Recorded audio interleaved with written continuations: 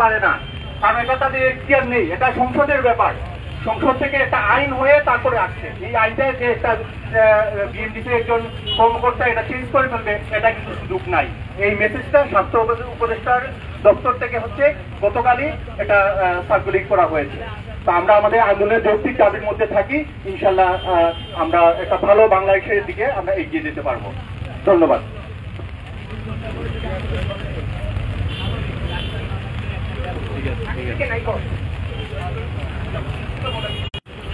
আমাদের মধ্যে আমাদের সকল কলেজে আমাদের সম্মানিত শিক্ষকবৃন্দ আমাদের সাথে হাজির হয়েছেন।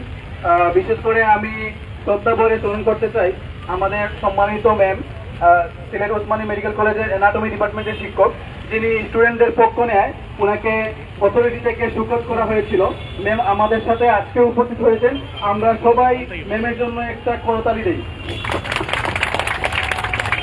আমাদের শিক্ষকদের পক্ষ থেকে আবার স্পিচ দেওয়ার জন্য আমি একটু রিকোয়েস্ট করবো যে শুধুমাত্র এমবিবিএস বিডিএস ডাক্তার নয়, এটাও আমাদের দাবি। তেমনি আমরা আরো অনেকগুলো দাবি পেশ করেছি, যেমন হচ্ছে মেডিকেল শিক্ষা ব্যবস্থার সংস্কার। এই জিনিসগুলো নিয়ে আপনারা প্লিজ আলোচনা করবেন।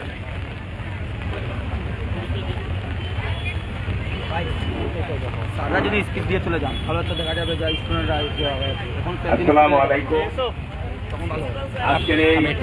আপনাদের কতক্ষণ চলবে এই কর্মসূচিটা? আমাদের এই কর্মসূচিটা চলবে আমাদের শিক্ষকদের থেকে আমাদের যারা মেডিকেল শিক্ষার্থী আছে সবার পক্ষ থেকে আমরা আমাদের দাবি দাওয়াগুলো উপস্থাপন করব। দেশের আমরা কোনো বিক্ষোভ কর্মসূচি বা কোনো ঘেরাও কর্মসূচিতে আজকে আমরা নেই। আজকে আমরা এখানে শান্তিপূর্ণ দাবি দাওয়া উপস্থাপনের জন্য আজকে আমাদের এই প্রোগ্রাম। আমরা চাই যে এই মুহূর্তে স্বৈরাচারের পতনের পর দেশের সব কিছু সংস্কার হচ্ছে। আমরা চাই আমাদের স্বাস্থ্য ব্যবস্থার, চিকিৎসা ব্যবস্থার সংস্কার হোক। আমাদের সবচেয়ে গুরুত্বপূর্ণ যে দাবি সেটা হচ্ছে এমবিবিএস বিডিএস এর বাইরে কেউ ডাক্তার লিখতে পারবে না, কেউ চিকিৎসা করতে পারবে না। যারা মেডিকেল অ্যাসিস্ট্যান্ট তারা ডাক্তারদের সহযোগী, তারা ডাক্তারদের সহযোগিতা করবে, কিন্তু দেখা যায় তারা ডাক্তার লিখে প্রত্যন্ত অঞ্চলে চিকিৎসা করা শুরু করে।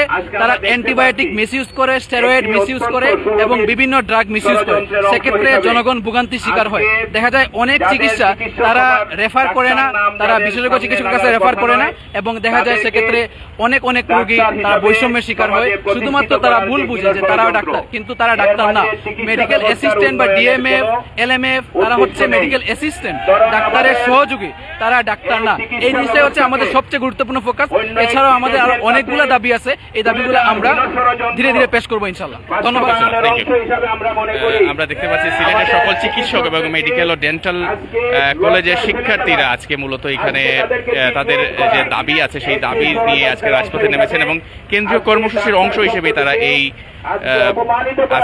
এই কর্মসূচি পালন করছেন সিলেটের চৌহাট্টা শহীদ মিনারের সামনে যে রাস্তায়।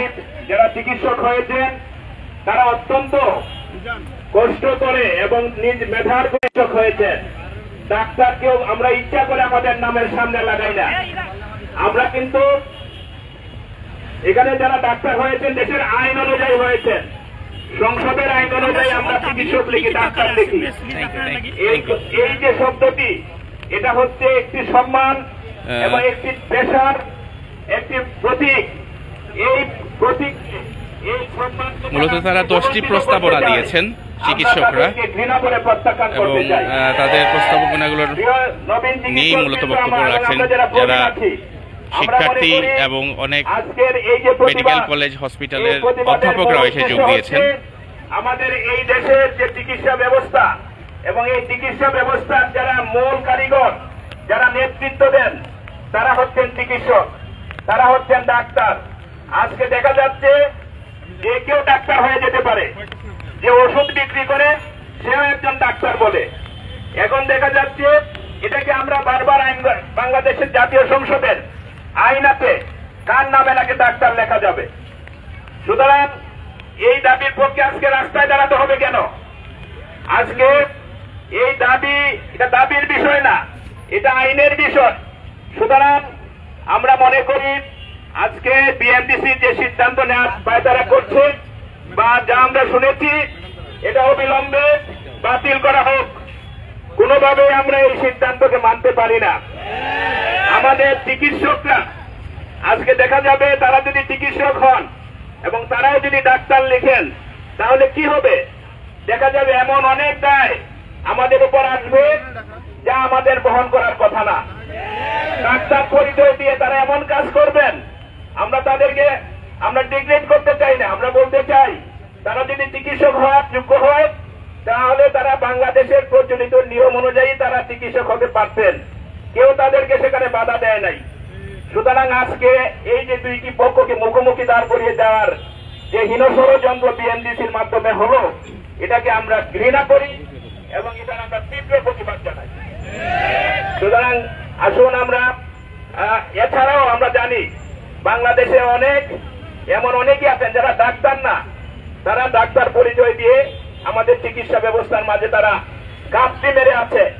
আমরা মনে করি সেটা প্রতিরোধ করা দরকার। কারা এখানে ডাক্তার নয় কিন্তু ডাক্তার পরিচয় দেয়, আমরা পত্র পত্রিকায় দেখি মাঝে মাঝে।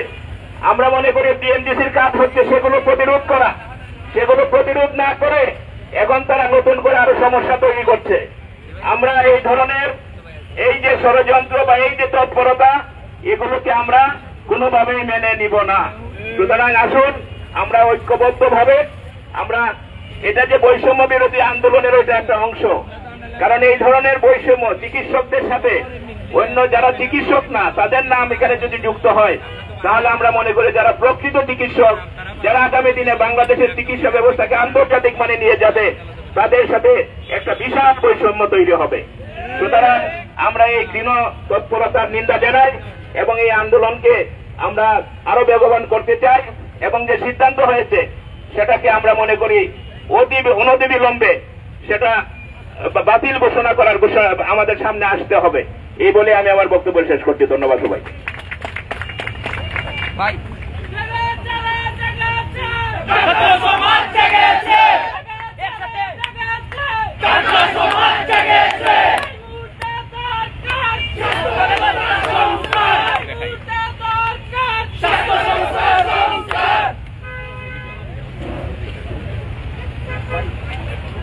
বিসমিল্লাহিররহমানিররহিম। আমি ডাক্তার সৈয়দ নাফি মাহদি, নাক কান গলা বিভাগ, সিলেট এমএজি ওসমানী মেডিকেল কলেজে সহকারী অধ্যাপক হিসেবে কর্মরত আছি। আপনাদের এই আন্দোলনে যতদিন আমি ছাত্রদের সাথে আসবো, আমার জুনিয়র কলেজের সাথে আসবো, আমার ইন্টার্ন ডাক্তারদের সাথে আসবো,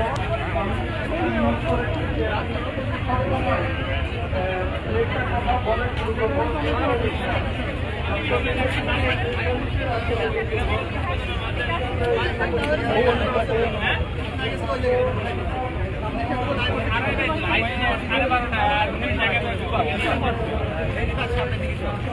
আমরা তো মনে হয় দিকে নাই